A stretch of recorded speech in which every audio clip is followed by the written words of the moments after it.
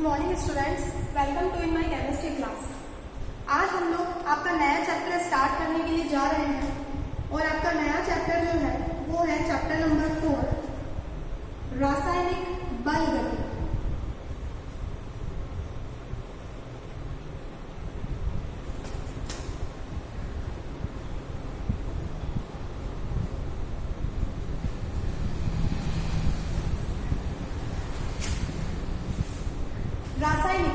रासायनिक जिसका अर्थ होता है अभिक्रियाएं,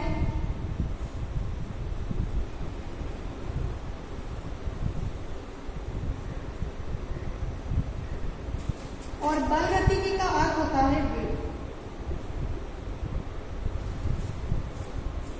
तो रसायन विज्ञान की वह शाखा जिसमें हम रासायनिक अभिक्रियाएं और अभिक्रियाओं को प्रभावित करने वाले वेग और उनके कारकों का अध्ययन करें, तो वह शाखा या वह रासायनिक अभिक्रिया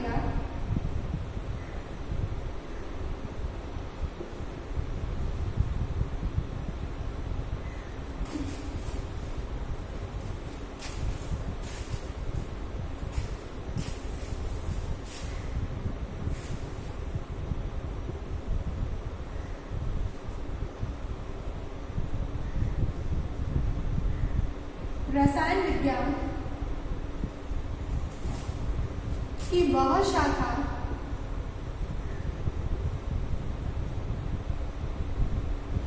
रसायन विज्ञान की वह शाखा जिसमें रासायनिक अभिक्रियाओं के वेग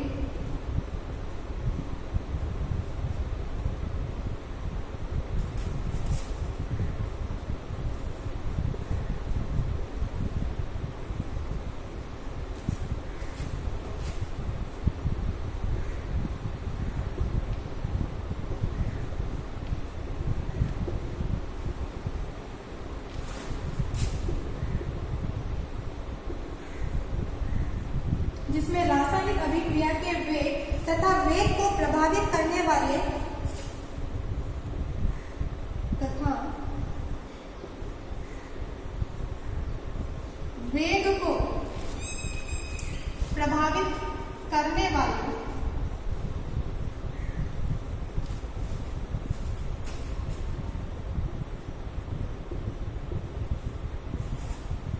कारकों का अध्ययन किया जाता है।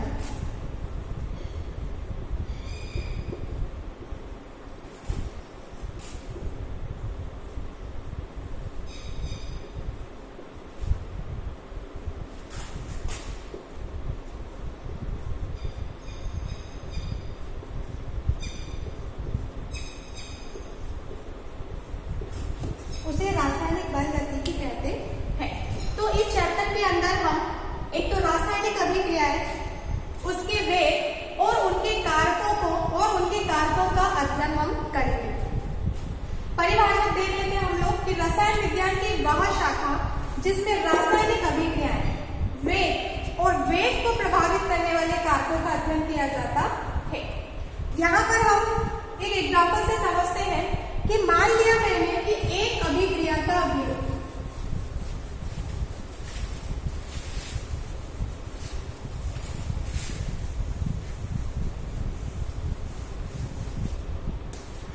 हम मान लें कि एक अभिक्रिया है,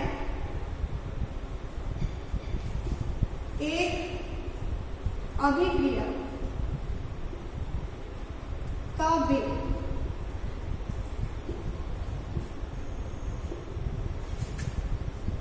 ये आपका अभिकारक है और ये आपका उत्पाद, ये आपका रिएक्टेंट यानी अभिकारक और ये आपका प्रोडक्ट यानी उत्पाद। ठीक है, मैं यहाँ पे मान लेती हूं कि t बराबर 0। ये t बराबर 0 कौन सा समय है? ये वो समय है जब हमने अभिक्रिया शुरू नहीं की है, हमने अभिक्रिया की शुरुआत नहीं की है, या हमने दो अभिकारक लिए, उनको मिलाया, स्टॉप वॉच को ऑन किया, उस समय, उस टाइम का जो समय है वो क्या कहलाता है? शून्य कहलाता है। तो शून्य कौन सा समय है? वो समय जहां हमने अभिक्रिया को शुरू नहीं किया है या दो अभिकारकों को मिलाने के बाद में स्टॉपवॉच को जैसे हम ऑन करते हैं वो समय हमारा क्या कहलाता है? शून्य कहलाता है। मैं यहाँ पे मान लेती हूँ, माना हमारा जो रिएक्टेंट है या हमारा जो अभिकारक है उसकी सांद्रता है 10 और जो प्रोडक्ट है, जो उत्पाद है उसकी सांद्रता है 0। ठीक है, तो अगर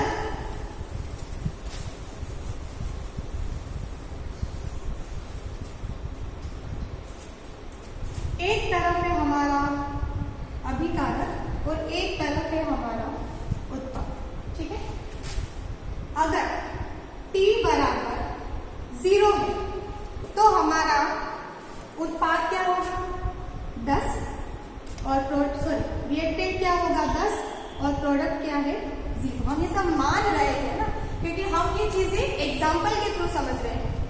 अगर मान लो T बराबर 1 है तो हमारा अभिकारक कितना होगा? 8 और हमारा उत्पाद कितना होगा? 2। अगर T बराबर 2 है तो आपका अभिकारक है 6 और आपका उत्पाद है 4। अगर T बराबर 3 है तो आपका अभिकारक है 4 और उत्पाद है आपका 2। अगर T बराबर 4 हो गया, ठीक है, अगर आपका T बराबर 4 है तो आपका अभिकारक है 2 और आपका उत्पाद हो जाएगा यहाँ पे, आपका उत्पाद हो जाएगा यहाँ पे है 6 और ये यहाँ पर है 8। अब T बराबर 5 में अगर R मतलब अभिकारक अगर 0 है तो आपका उत्पाद हो गया 10, मतलब कि T बराबर 5वें समय पे 5 सेकंड के समय में हमारा उत्पाद जो है वो बन गया है। अब अगर हमें वेग को लिखना है तो हम वेग को 2 तरीके से लिख सकते हैं, ये चीजें आपको याद रखनी है। हम वेग को 2 तरीके से लिख सकते हैं। सबसे पहली चीज कि अगर आपको दिया हुआ है T बराबर 1 से लगा के T बराबर 4 के बीच का आपको समय निकालना है, अभिकारक की सांद्रता और उत्पाद की सांद्रता को अगर निकालना है, क्या पूछा गया है कि T बराबर 1 और T बराबर 4 के बीच के समय में उत्पाद की सांद्रता और अभिकारक की सांद्रता को अगर हमें ज्ञात करना है तो हम वेग को किस प्रकार लिखेंगे? 2 प्रकार से लिख सकते हैं।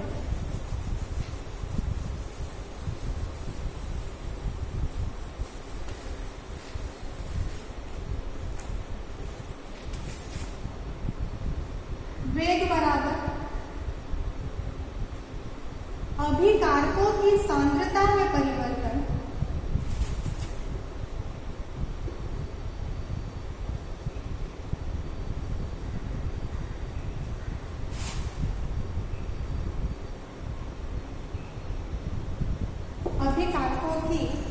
वेग बराबर अभिकारकों की सांद्रता में परिवर्तन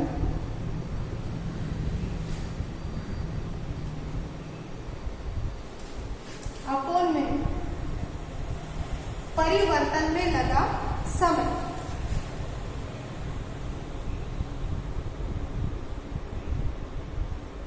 परिवर्तन में लगा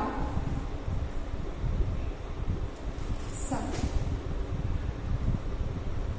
एक तरीका तो ये है जिसमें हम वेग को लिख सकते हैं और दूसरा तरीका ये है कि वेग बराबर यहां पर अभिकारकों की जगह क्या आ जाएगा? उत्पाद की सांद्रता में परिवर्तन।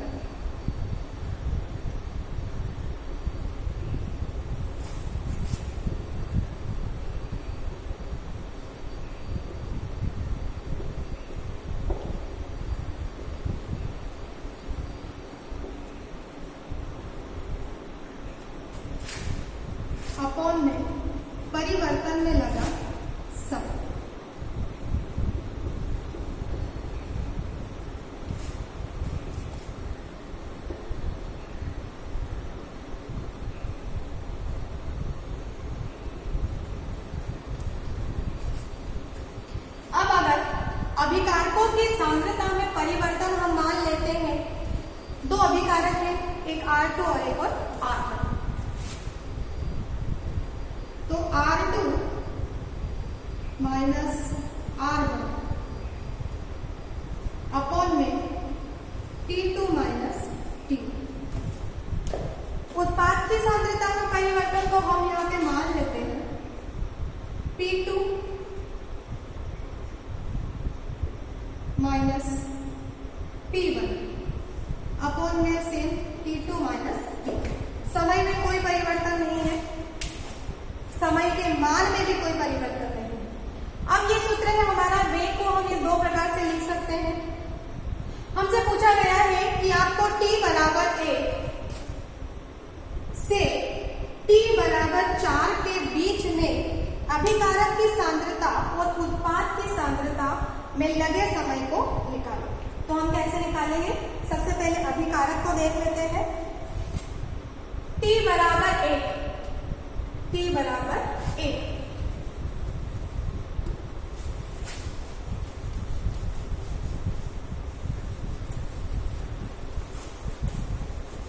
मैं यहाँ बीच में लिख देती हूँ।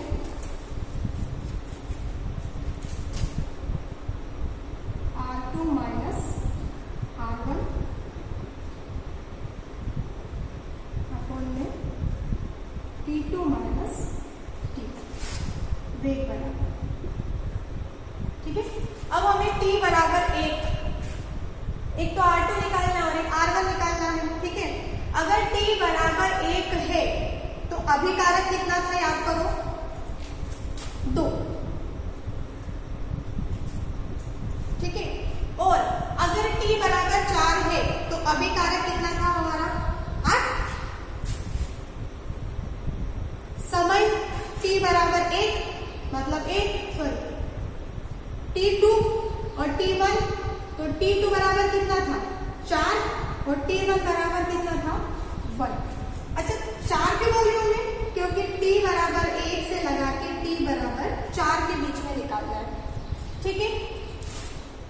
ये हो गया आपका माइनस का 6/3, तो बराबर में करके कितना हो गया ये माइनस का 2। अब उत्पाद के बारे में बात करें, वेग बराबर कितना? P2 minus P1 upon T2 minus T। समय में कोई परिवर्तन नहीं है, समय जो है वह का वही रहेगा और उसके मान में भी कोई परिवर्तन नहीं है। अब अगर T1 समय पे उत्पाद की अगर सांद्रता हमने निकाली थी तो कितनी थी? T1 समय में उत्पाद की सांद्रता जो हमने निकाली थी वो कितनी थी? 8। और T4 समय में P1 मतलब P1 के उत्पाद की सांद्रता निकाली थी वो कितनी थी? 2। समय में कोई परिवर्तन नहीं है, 4 माइनस 1 बराबर 6/3 बराबर में प्लस का 2, ठीक है। अब आपको पता होगा कि t बराबर 1 जब हमने समय रखा था तो हमारा इस तरफ R था और इधर P, इधर अभिकारक और इधर उत्पाद था, है ना। तो अभिकारक कितना था हमारा? अगर t बराबर 1 में अभिकारक 2 थे तो उत्पाद 8, ठीक है। t बराबर अब 4 में आ जाओ, t बराबर 4 में आ जाओ, सॉरी यहाँ पर थे हमारे 8, है ना। यहाँ पर 8 और ये 2 और 4 में अगर हम आ जाए तो यहाँ 2 और ये 8। तो हमने उस वाली सारणी से जो हमने पहले बताई थी उस वाली सारणी से हम लोगों ने यहाँ पे मान रखा हुआ है। अच्छा, अब देखो कि वैल्यू तो सेम आ गई, इधर माइनस का 2 और इधर का प्लस 2, है ना। अगर ये वैल्यू तो सेम है, क्यों है सेम? क्योंकि समय भी एक ही, समय में कोई परिवर्तन नहीं है तो हमारी वैल्यू सेम आएगी। लेकिन ये माइनस और प्लस का क्या माजरा है? देखो, आप लोगों ने एक चीज देखी होगी कि जैसे जैसे अभिकारक कम होंगे वैसे वैसे उत्पाद जो है वो बढ़ते जाएंगे। अभिकारक के कम होने पर उत्पाद क्या होते हैं? बढ़ते हैं। तो यहाँ पे अभिकारक कम हो रहा है, माइनस मतलब कम हो रहा है, और प्लस मतलब कि उत्पाद क्या हो रहा है, धीरे धीरे बढ़ता जा रहा है। तो ये कम और बढ़ने का जो सिंबल है वो है हमारा माइनस और एक और प्लस। ठीक है, तो यहाँ पर समय के साथ साथ क्या होते हैं, अभिकारक कम होते जाते हैं। यहाँ तक समझ में आया सभी को? एक बार हम लोग रिवाइज कर लेते हैं। रासायनिक बल गति, देखो रासायनिक का मतलब क्या हो गया, अभिक्रिया। बल गति का मतलब क्या होता है, वेग। तो अगर हम परिभाषित रूप से देखें तो क्या हो जाएगा कि विज्ञान की वह शाखा जिसमें रासायनिक अभिक्रियाएं तथा वेग और उनको प्रभावित करने वाले कारकों का अध्ययन किया जाता है, वो क्या कहलाता है, हमारा रासायनिक बल गतिकी कहलाता है। ठीक है, हमने सब कुछ मान के रखा है, कोई फिक्स वैल्यू नहीं है, हमने सब कुछ माना है क्योंकि हमने ये सारी चीजें जो है वो उदाहरण के माध्यम से समझी है। ठीक है, इसकी आगे और